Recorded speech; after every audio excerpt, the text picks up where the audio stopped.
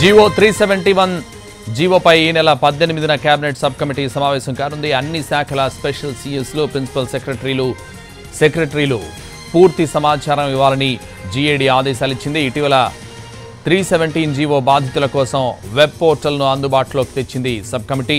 ప్రభుత్వంలోని అన్ని శాఖల్లో కలిపి 52,235 దరఖాస్తులు వచ్చాయి. స్పాస్ కేటగిరీలో 4,984, మెడికల్ కేటగిరీలో 1,573 దరఖాస్తులు వచ్చాయి. అలాగే మ్యూచువల్ కేటగిరీలో 841, లోకల్ కేటగిరీలో 30,291, ఇతర కేటగిరీలో 14,202 దరఖాస్తులు వచ్చాయి.